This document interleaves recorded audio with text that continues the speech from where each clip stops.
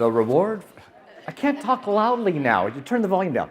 The reward for filling out the half sheets is going to be a little key ring we'll give you at the end, because we're going to use that information and put it within each of the reviews that we have.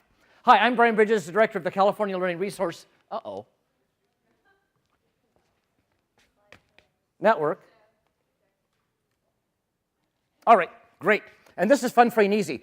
You'll find the links and lots of stuff about this presentation at brianbridges.org.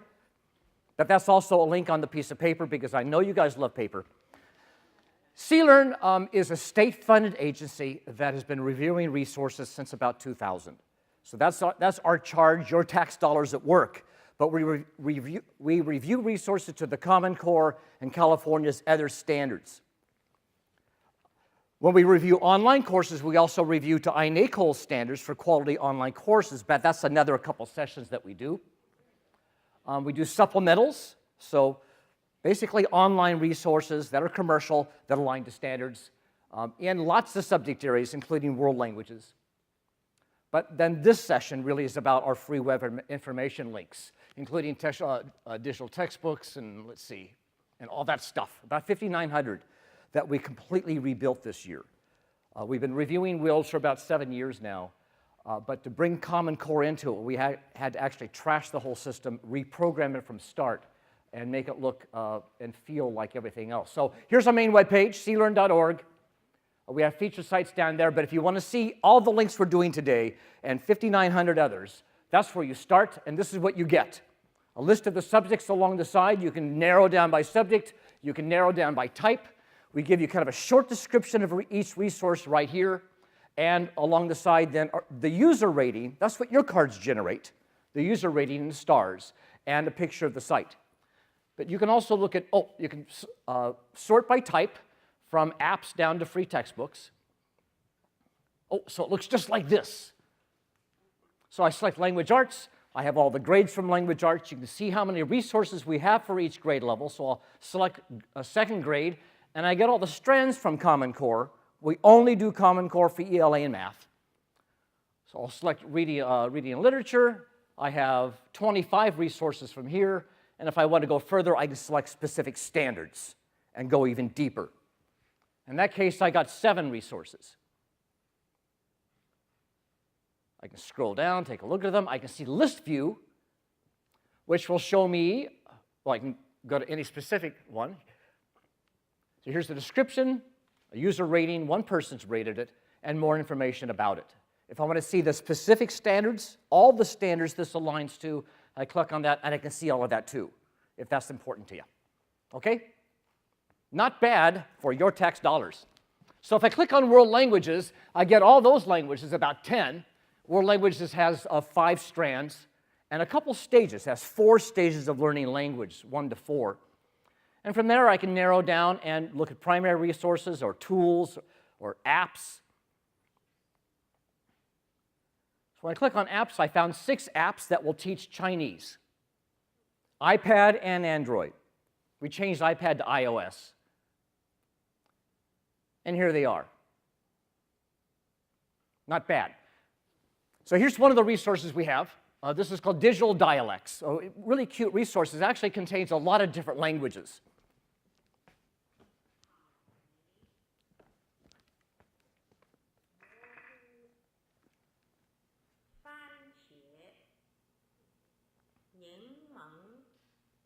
So it gives the Chinese characters, the pinyin language.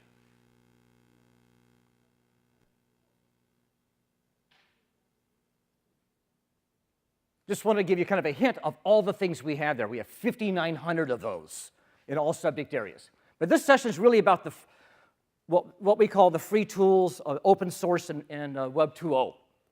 So you'll find all of them down here when you want to sort. So it says free software web tools.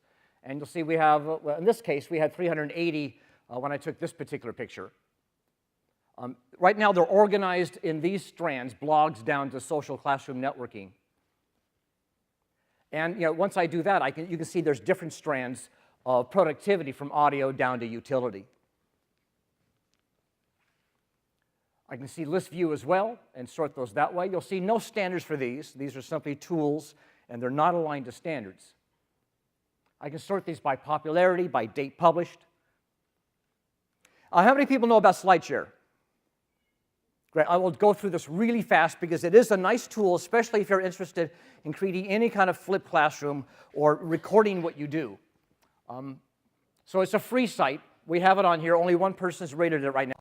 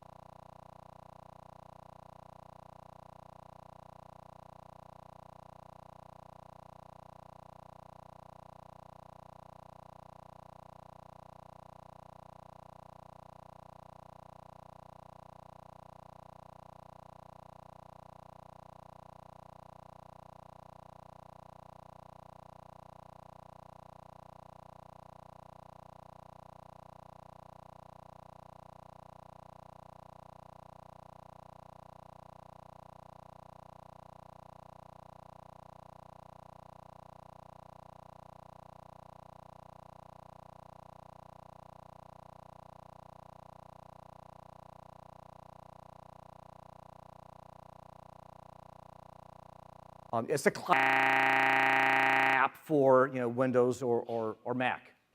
What I like about it is that it's mainly used for saving web pages. So you find a website during one of the sessions today, for example, and you simply say, remember this. It goes into its pile. It's just instantly saved to the cloud, and when you turn on your phone or your iPad or whatever, it downloads there, so you can look at it later. Now, I know there's other tools that do this. I just fell in love with this last night. Getpocket.com. It's not even on CLRN because I started entering it last night. But it's so easy. So there's the website. You sign up. Once you sign up for it, you can download a Chrome extension, which allows you to instantly save these pages. And you also download the app. So it's an app you put on your desktop and also an extension you throw in your browser. That's all I have. Oh, I can show you real quickly because I've been using this like crazy.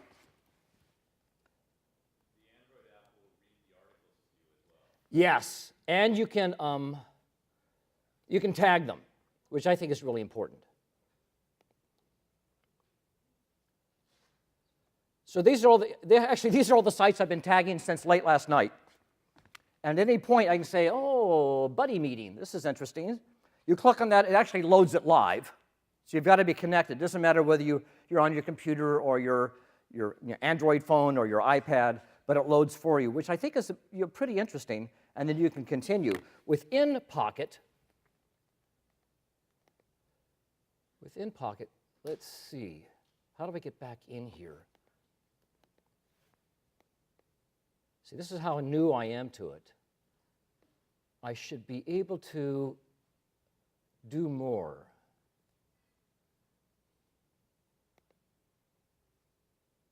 No, I don't remember. That's how new it is to me. So let's say I'm on Apple Insider and I want to save this page. I simply come here to my extension. I click that. It's saved. I can now add tags to this. In this case, I would tag it as a web information link for me to look at later, but I might also tag it with other tags that will let me sort these things later, and it's instantly saved for me to look at. That's all I have. It's pretty cool. We'll flesh it out in our review, but that's something we wanted to share with you. Not that I've seen yet, but someone else in here knows Pocket? Yeah, well, I've been using it for my phone for pages that I can't read when I find them. Somebody send me something, I'll save it for later. Yeah. It used to be called Save for Later. Yes. And I believe you can share from, I've only started using the laptop or the web version, and I believe you can share from it to your various social networks. But we'll know more as we play with this. How many people have seen GraphWords? We'll do this fast because there's too many other new things I'm going to show you. GraphWords is a cute little, well, this is more like a language arts activity that allows you to instantly see synonyms and definitions of words and then download that map as a JPEG. So here's our review. 10 people have reviewed it. And this is what it looks like. You simply go to their site. You type in a word. In this case, I'm typing, what did I type? Run. And I get here all the definitions of run, or other synonyms of run, and when I run it over this, I get a definition. And if I were to click on any of those, it would create its own little map.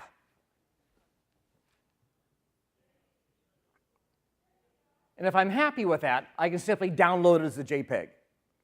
Might be more functional for your kids to use. They could spend all day doing this. But I thought it was kind of an interesting activity for you guys. Moving on. Announceify. How many people know Announceify? You should. Particularly as we're looking at online courses and the importance of making sure that all students have access to all resources in all ways. It's actually a federal law, and that's a presentation by itself. It's text-to-speech functionality. It's basically an extension that goes on your browser. So there's our review. 6 people have reviewed it. So here's a web page, and you can see up on the top there's this little red creature. That's the Announceify extension. You're now listening to, on Digital Learning Day, 7 Golden Rules of Using Technology Mindship TV. Today's Digital Learning You can see Day. it's highlighting the paragraph as we go. The Alliance for Excellence in Education to call attention to use.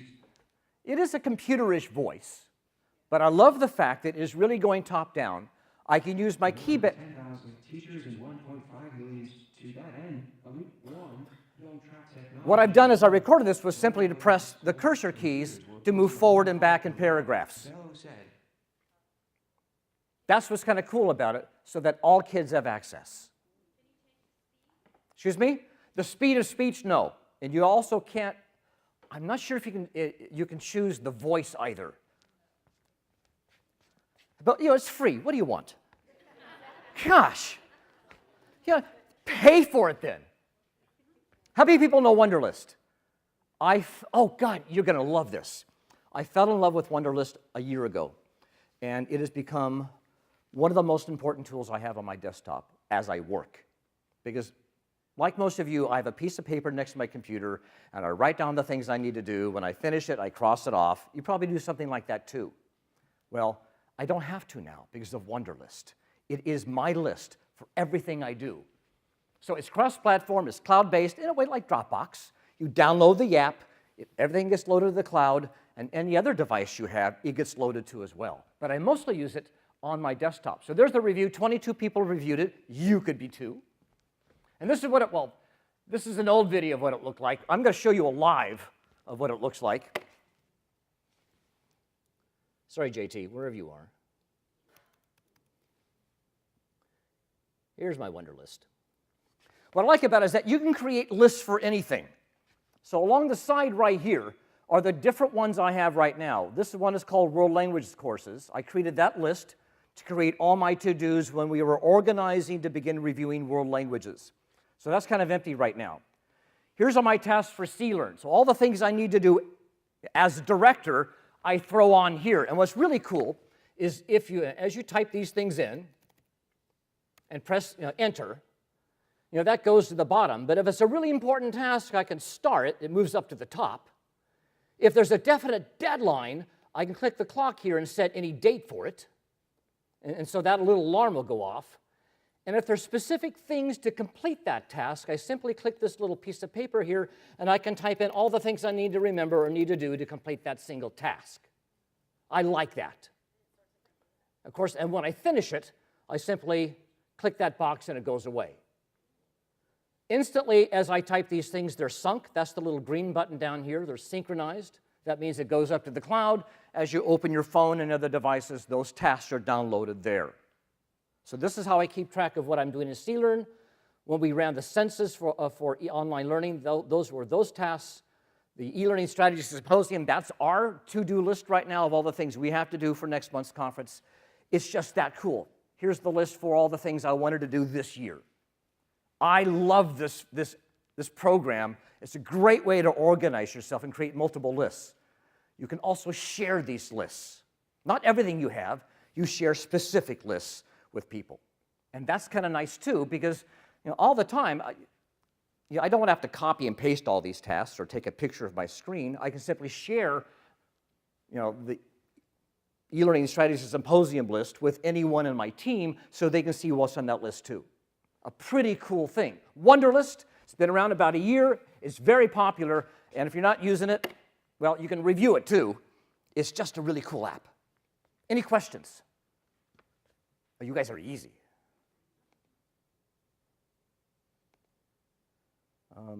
Current slide. Bingo.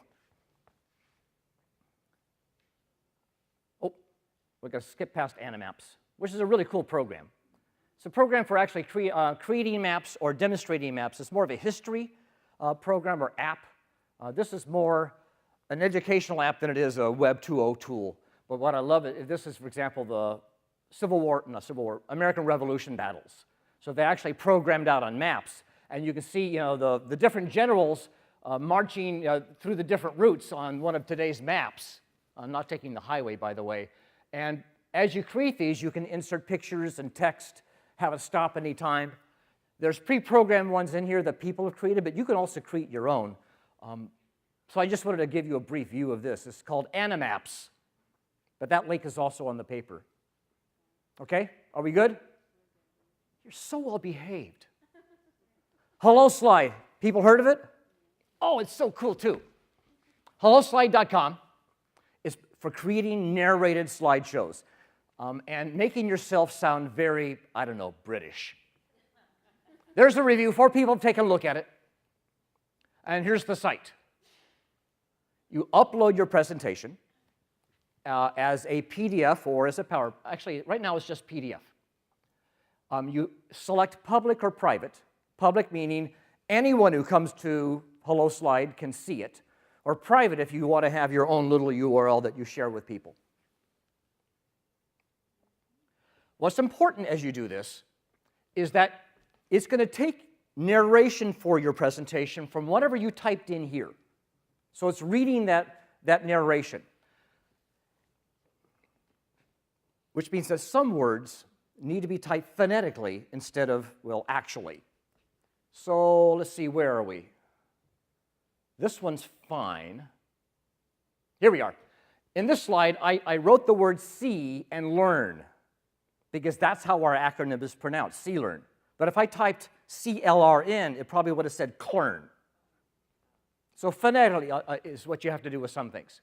So this is what it looks like. Welcome to our fun, free, and easy presentation of great free and open. Don't I sound good?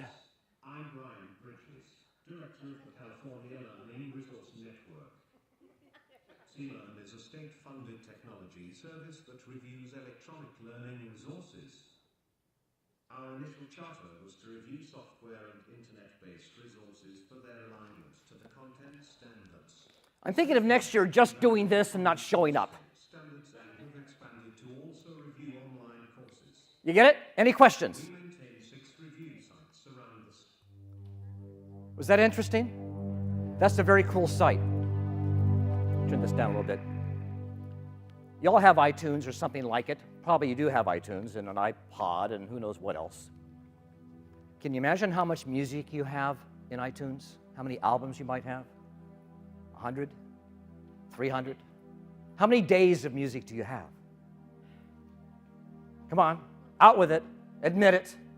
Got a week of music? 2 weeks of music? What do you have? 5 weeks of music. Here's mine.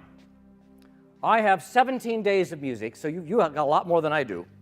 And I have 464 albums. That's a lot of music. Jamendo.com. I'm going to give you today 55,000 albums that you may use, you may edit, you may give away, you may use in your classroom. Jamendo.com is a warehouse of Creative Commons licensed music. And the reason that is so powerful is that within the 4 walls of your classroom, you can do anything. You can take music from any CD you buy in the store and use it in your room.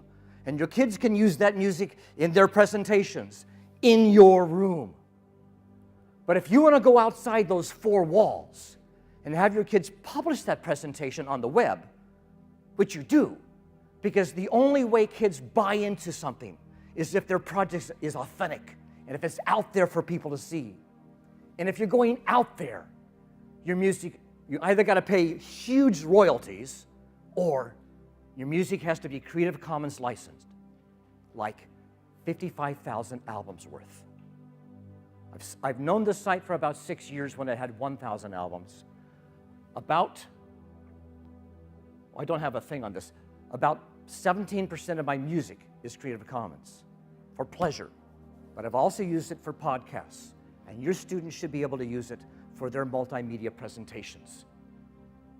Here's the review. You can see 133 people reviewed it. I've been presenting on this for a while.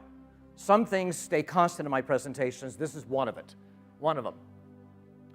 So here it is. From my iTunes, these are some of the albums I have. You can say 17%. I actually have 80 albums or 2.3 days of music in my catalog.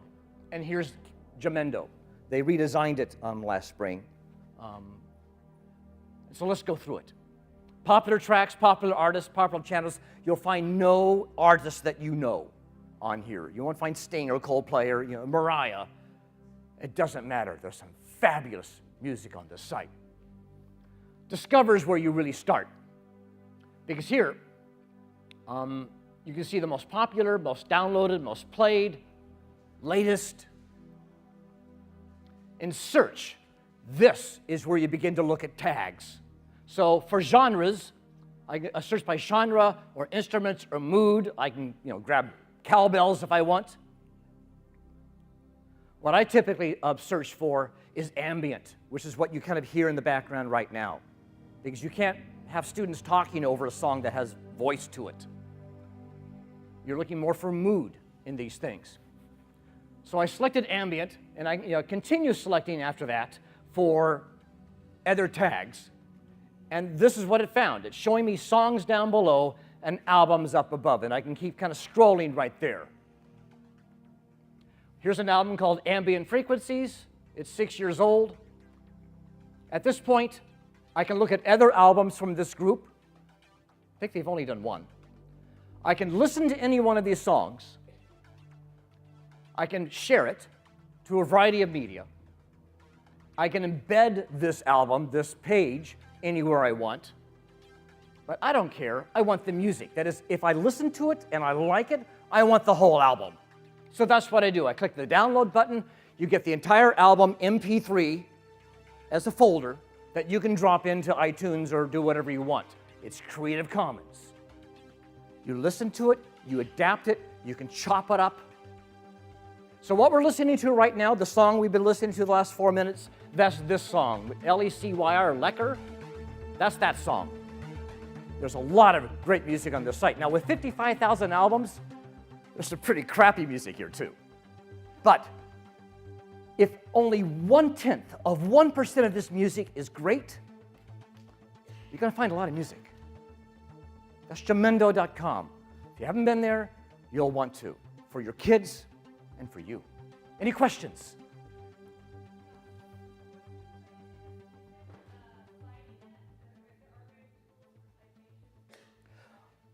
Be honest, I don't know. It is Creative Commons, so you'll see the language there for each album, what they expect you to do.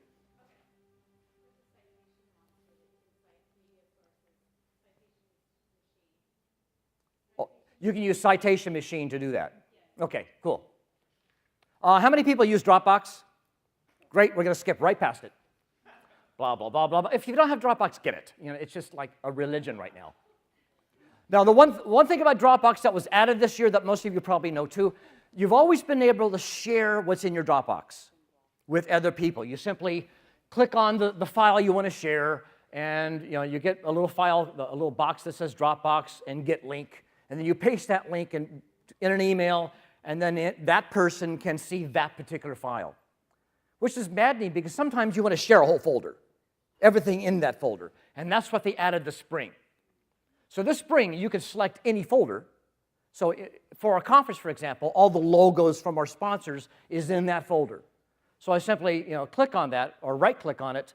I say, share this folder, and I type in my administrative aide's email so that now she can see all these and load them into the program. Now, the disadvantage is that she has to have a Dropbox account. That's good and bad depending upon if you're sharing with someone like an adult, or sharing with your kids. And so there I would type my assistant's email address. if you want your students to send you something and have an end-to-end Dropbox, you use Drop It to Me. How many people know about that? The rest of you owe me money. Dropit2.me, the link is on the paper. It's very easy to use. There's the review. Oh, no one's reviewed it. You can be the first. So you simply go there, you register, you create an account, doesn't cost anything. This is open source. And once you register, you log in. So my Drop It to Me is dropit2me/bbridges51. So that's what I logged in as a username. So I log in, and I create a password for my students or whoever I want to send files to me. And they log in, they go to dropit2me/BrianBridges. They type in the password I gave them, and then they get basically an upload button.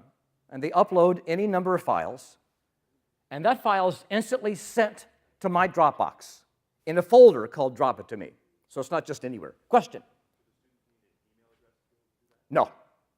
It is simply a web service. It asks nothing except that little password. That's why it's really easy to use, and kids don't have to have an account to get into it.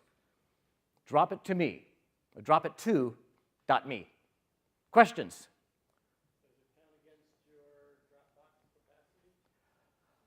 The files that come in, yes. But there's so many ways to get extra gigabytes. I think I have 10 gigabytes to mine right now. If you have a digital camera, you simply load Dropbox on there, and every time you upload pictures from that from your phone's camera or from a digital camera, it adds memory to your Dropbox. If you didn't know that, you do now, and for that, you owe me a 5 on my evaluation. Okay. You think I'm joking. How many people know about Drop Canvas? Oh, I love Drop Canvas. This I've only discovered about 3 months ago, but I use it all the time. With Dropbox, you got to have an account. The people you share with have to have an account. But with Drop Canvas, I can drop files on anybody, and they don't need an account at all. So it's web-based. You don't have to sign up for an account, but if you do, you kind of have more privileges and a 5 gigabyte limit. It's a lot of memory for you to share. So it works like that. There's the review. This is so new, you're the first ones to hear about it. You can review it today. Please do on your cards. This is how it works. That's the web page. Kind of boring, but it's drag and drop. So you can either go up on the top and upload directly, or you can drag from your desktop. So this is how it works. So I simply go to Upload. I select a file. I say Open. Looks familiar, doesn't it? It's like everything else. Or I can drag over from my desktop.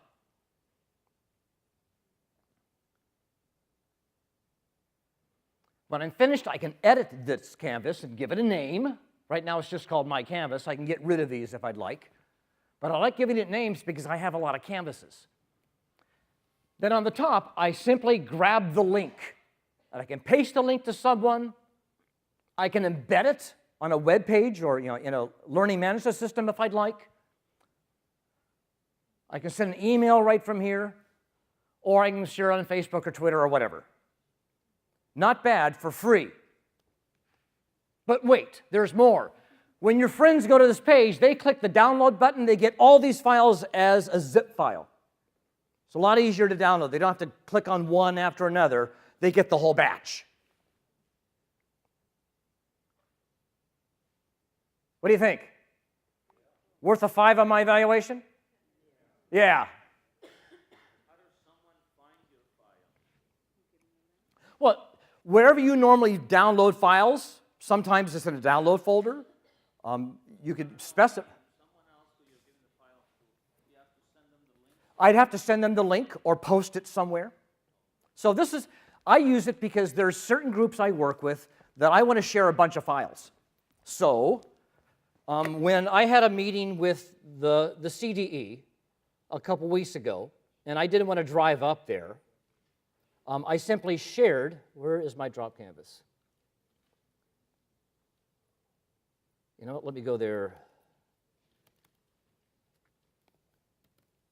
There we are. Profile, my canvases. Here we go.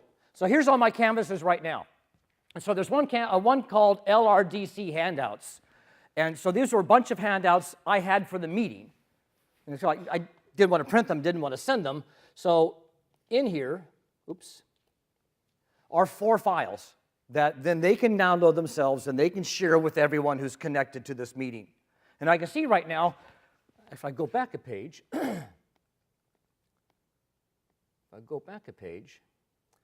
I can see that this was read 30 times and downloaded 4 times.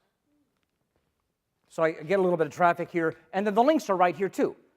I can either send a link so people can see it and download it, or there's a separate link right below that says modify link, so that maybe if there's another team leader that's going to add files, they can modify it. They have rights to modify this one canvas. Not bad. So it's a little bit like Dropbox when you share a folder, except don't have to have an account to get in there. Any questions? 5 gigabytes. No, I haven't seen a size limit posted, and I haven't tried a gigabyte up. You know, we have a big line at the county office, but might be asking a bit much. How are we on time? 3 o'clock. This ends at 3:30? Yeah? Okay, cool. We're doing fine.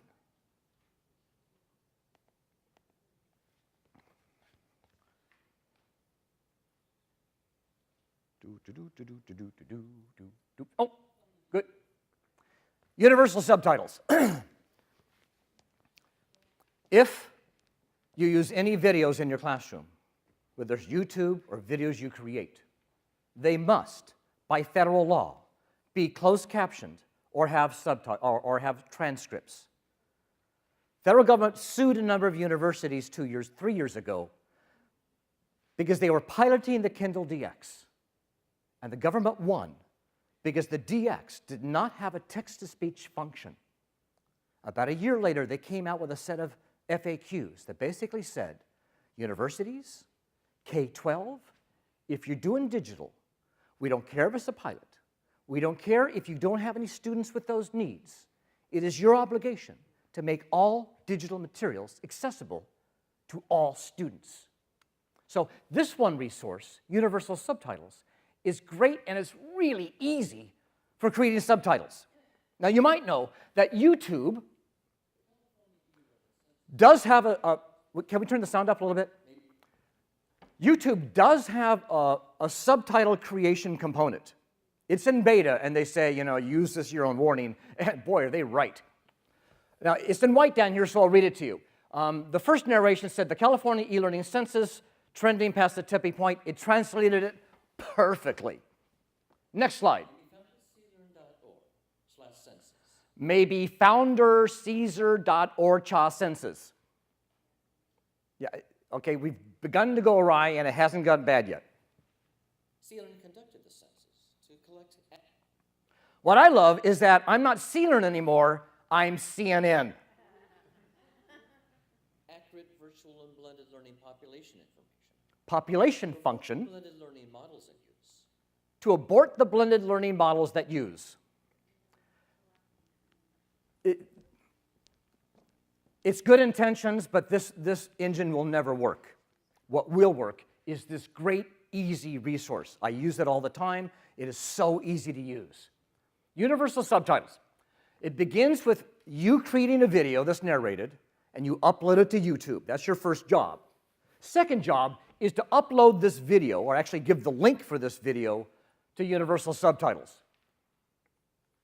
So your video is shown up here, and down below that is a box where you type the text. So you play 4 seconds of video at a time, you listen to it, and you type in. If you need to replay, there's a replay button right to the right of that. You type in your text, and up above you can see exactly how that text will look on the screen. If there seems to be too much text or there's a natural break, then you simply press return where you're typing. And it'll clear out the text, and it'll start typing with a new blank screen. And you do this for the whole video, 4 seconds at a time. Doesn't take as long as you think. Once you finish doing that, you sync. And to sync simply means you're going to listen to this video one more time, and as you listen, you're going to be syncing what you typed with the words. And there's simply a button you press every time you want the new words to come up. It's very fast to do. The California e-learning census training has statistics. So I'm simply tapping that every time I want new words to come up. CLRN conducted the census to collect accurate virtual and blended learning population information, to report the blended learning models of these, to understand the distribution of course coverage. It's cool just to look at, isn't it? Yeah. Once you're done, and you have a number of options at that point. You can The California e-learning census play it again to double check it. Okay. may be found at CLRN.org. What else did I do here? Okay, I'm going to go on. Oh, let's go to the next screen. Once you finish doing this, you can either capture the URL so people can watch the subtitle video from this site, or you can grab the embedding code so you can embed this video in your LMS or someplace, or, and this is even better and sexier, you can download the subtitles as a file. Subtitles are always kept in a specific file format that I don't understand. All I understand is that you can download it and upload it. So from Universal Subtitles, there's a button that says download the subtitles. And guess what? In YouTube, there's a button that says upload the subtitles. You know, I'm not a geek. It was very easy for me to do. And it's your obligation, if you have any kind of instructional video in your classroom, that those videos be subtitles so that all students have access to them. For that alone, I deserve a 5. Okay, moving on. BigMarker. A lot of people pay a lot of money for Blackboard and Illuminate, or all the other programs that you subscribe to, and you can have all these joint meetings and share your desktop and do your video, and they're great little services. This does the same thing, but it's free. It's what I use as CLRN whenever I want to hold a joint conference, share my screen, do presentations. BigMarker.com, browser-based, so you don't have to download a thing. You simply create an account. There's the review. 2 people reviewed it. You simply go to the site, and is this a video or just a screen? Here's the video. So you simply say, create a conference. You type in the title, whatever category it is. You can give the room name you're going to be in a specific title, or right now it's just called Room 5. I'm going to call it CLRN. Describe your meeting. Tell it when and how long. I believe 3 hours is the limit. I could be wrong. These meetings can be recorded. You can upload an image for it. Make it public or private. And then type in questions for the participants as they log in. So a little bit of participation before the meeting begins. Send reminders if you'd like. Sell tickets if you'd like. And then create the conference. That's it. So you can do these things in advance. Of course, once you do it, then you can invite people through this service, or you can simply send the URL in an email to the people that you want to be in the conference. It is really that kind of easy to do. I'm not demonstrating the use of it because, well, you know what Blackboard looks and feels like. That's what this looks and feels like when you're online working. Okay, any questions? You're mesmerized, I can tell it. Okay, how many people know Animoto? Oh, I'm shocked more of you don't. We're still not going to cover it. Skip. How many people know Capsules? This is better than Animoto. Capsules.com is both online and an app to play things on. 56 people have reviewed it. Like Animoto, it has all the same kind of features. So it begins with you type in a title and a description, and choose a color set if you'd like. Hit categories, and then you begin adding content. Just like Animoto, you can upload pictures and PDFs and movies if you'd like. MP3 files, Word and PowerPoint files. You can type blog entries that go as part of this. Pick a theme for the background. Add music for the background. Share with the public or keep it private so you only share with people you send the URL. And then you're done. What you end up with is a link. Capsules cannot be downloaded because they are interactive. In fact, I'll show you how they work right now. But for me, for my money, this is a far better technology than Animoto. So I'm going to show the example I did a couple years ago. Okay, I'll have to go to this screen. Ha ha ha ha.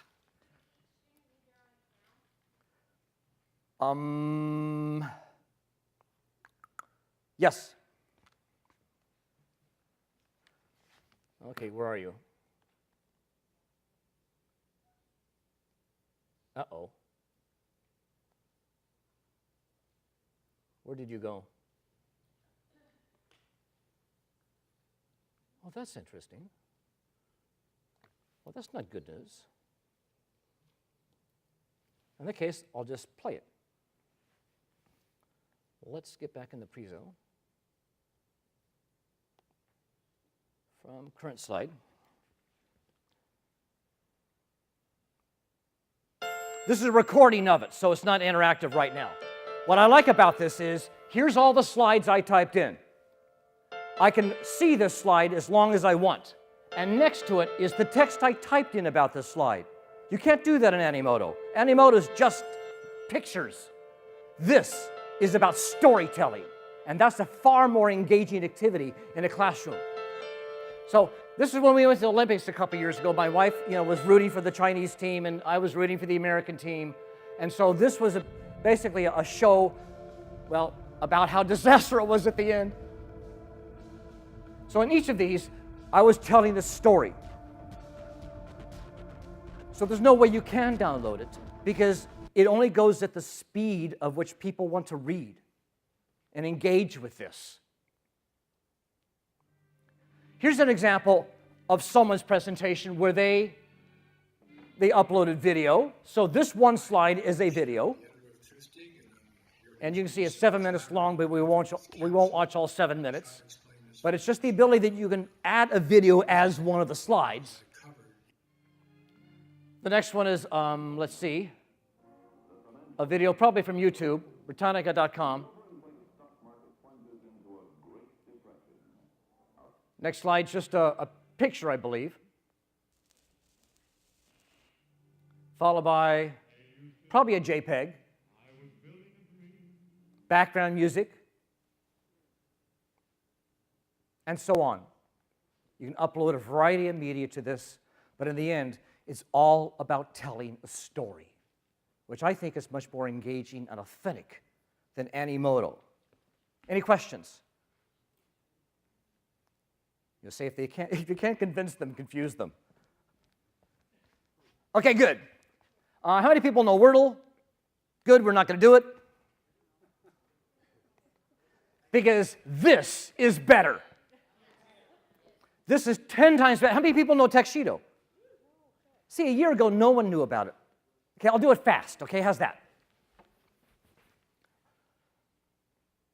Wordle came first. We were grateful to have any kind of engine that could create word clouds for us because we'd seen them before, but we had no control over them. So Wordle let us do that. But what Wordle has never let us do is to download it. We always had to take a screen capture in order to grab that. With Tagxedo, we've kind of broken through that because now we can download those pictures in any size, and we can conform those word maps to any kind of shape, including shapes we upload. So here's our review. You can see 58 people have done it. Here's their website. You can start the word cloud by typing a URL or a Twitter ID or a Delicious ID or any kind of news or search term or RSS feed, blah, blah, blah, blah. I typed in, what did I type in? I typed in my Twitter ID. And you can choose a shape up front. I said Apple. You can choose a font up front. And that's what you get. Not a great color scheme. I was writing about digital textbooks when this was taken. You can see it's pretty digital textbook intensive. But at any point, I can change the theme instantly, change the color, change the font, change the orientation, just like Wordle. You know, no different there.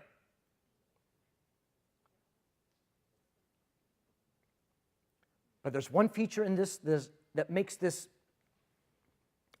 a must-have versus Wordle. I'll show you that in a minute. And you can do this all day long. In fact, you know, the first time you discovered Wordle, you probably did do this all day long, didn't you? It was just too much fun. Oh, look what I did, look what I did, look what I did. And followed by, oh, where was it? Oh, where was it? Oh, where was it? You can you can select the maximum number of words. So, you know, the words will be bigger and there'll be fewer of them. So I said, give me only 100 words, and so the words end up being bigger. The edges are a little bit rougher that way, but, you know, life goes on. And I can save this baby as a thumbnail and any size image I want. That alone is worth the price of admission. But wait, there's more. If you buy now, oh, I downloaded it. Okay, there it is. Anything next? I'll be the next slide. Okay, good. There's more. Okay, here I am in Tagxedo again. Remember what you hated in Wordle was that you could make 100 Wordles, and if you liked the third one in, you were screwed. But here, all you have to do is hit history, and now all the ones you played with are there, and I can go back to anyone I want. That's a great feature. All right, you can do it. Yeah. Well, I can select more than one font I want, more than theme. Okay, good. Next.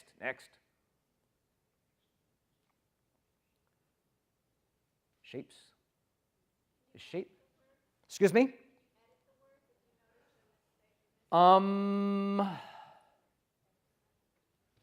Yes, word options.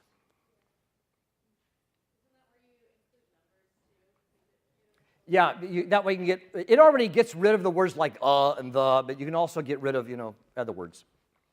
It didn't show shapes right here, but there's a variety of shapes it can conform to, too.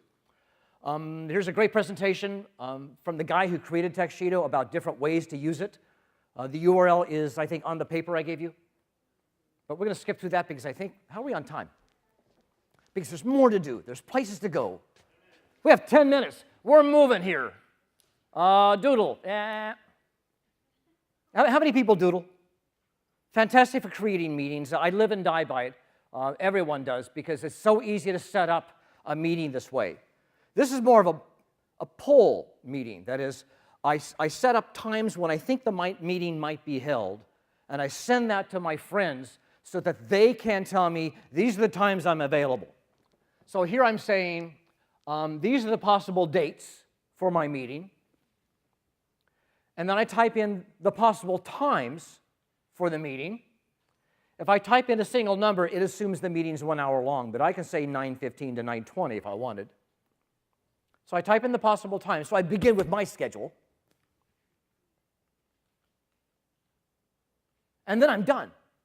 Then all I have to do is grab the URL. Because you have an account for this, you know, you can go back and see all the answers. So then the next person comes in, they type in their name, they type in when they're available, and save, and so on until all the people who should be coming to your meeting have taken the poll. You get an automatic email every time someone completes it. But you can also go back and look. So now the second person gets in, they type their schedule, and you can see the little green highlight. So this way I can see below the most popular times for this meeting, and then I can email everyone. This is by far the most popular tool most people use, and most people I know use to set up meetings.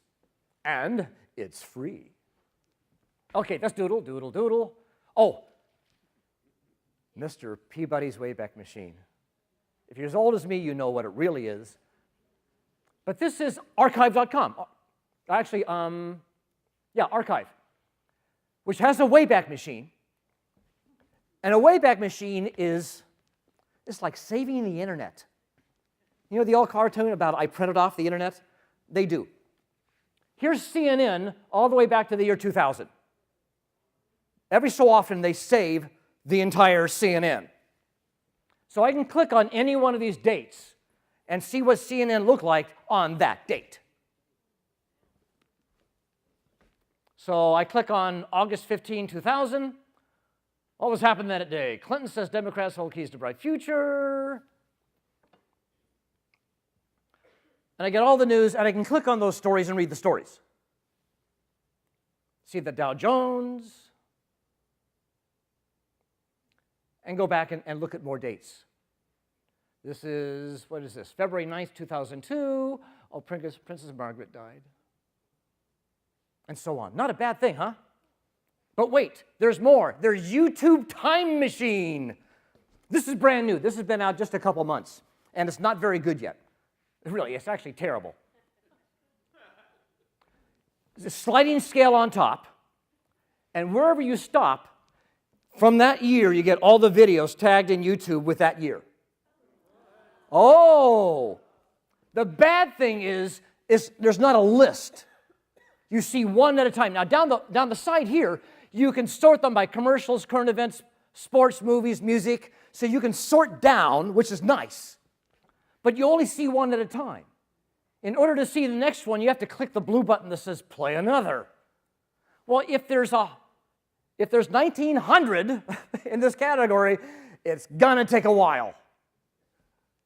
So that's what's missing right now, is some kind of sortable list where I can kind of scroll down, see the one I want, and look at that. Once they do that, this is a nice addition to the Wayback Machine. Questions? Are you happy now? Okay, good. Was there a question out there? How many people have Evernote? The rest of you, where have you been? Evernote is just as indispensable as Dropbox. It does different things. But I've used it for, I don't know, about 3-4 years now. There's the review. You can see 13 people have reviewed it when I did it. Just like Dropbox, desktop application, cloud, and app for whatever device you have. Whenever you save something, goes to the cloud, goes to the apps, all that junk. So here's what, actually I'm just going to take you live to my Evernote, because I just used it today, in fact. Tell me how much time we have. Great. This is going to end up just perfect. Oh, you can barely see along the side there. Okay, with Evernote, you can do lots of things. Once you install it, up on the top here, there's a little elephant. And it lets me either create a brand new note, capture the entire screen, or get a rectangle so I can capture part of the screen. And then once you do that, it goes into Evernote, it gets sunk and all that junk. When I go to conferences, I tend to use this for taking notes exclusively. So I was just in New Orleans at the Virtual School Symposium. So every time I went into a session where I needed to take notes, I would click on the button that says New Note, and I just start typing. So in a way, this is a little bit like Word, except I'm syncing, and I don't have to have Word up, and I hate Word anyway. I title these, so you can see this particular one is a session called Can We Build It, Minnesota Studies. And so I type my notes there. You can see there's another session called VSS Keynote Panel, and so on and so on and so on. I can tag these if I want. I can share individual notes. I can share the entire folder of my notes from VSS. That's what's really kind of cool about this, the fact that you can create the notes and then share notes and share folders of notes. These notes can be pictures, they can be video, they can be audio. It's just about as easy as it can be, and it's, for me, indispensable as a tool, like Dropbox. They have different strengths. It's like Drop Canvas and Dropbox are different and the same. They do some of the same things, but for me, you have to have them both in your bag. And is there a final? Because yeah, I could go on another 20 minutes. You'd like that, wouldn't you? Blah, blah, blah, blah, blah. Screener, no, we'll pass that. Pass that. Oh, Make-Believe Comics is really kind of cute. We'll end right here. It's a cute little application, so this is more language arts-based and elementary-based for creating comics, either 3-panel or 4-panel. You can simply grab characters on the bottom, drag them to the top. You can reorient them, resize them, put little text bubbles in them, and tell a story through cartoons. So it's a really cool language arts resource, not really Web 2.0, open source tool. I just throw it in here because it is kind of a cute thing, to share. So there's a rescaling. I can flip them, left and right if I wanted to. I can move them around if I like to. Then I can add a different character, and then type in the dialogue, and then move on to the next panel. Not a bad little thing. But we're out of time. So, assuming you filled out the cards, bring the cards to me. I'm going to give you a little key ring. Really thank you for coming. This is always a lot of fun to do. I do this presentation every year. It changes every year. It's a little bit of the same every year. But thank you for coming. I really appreciate it.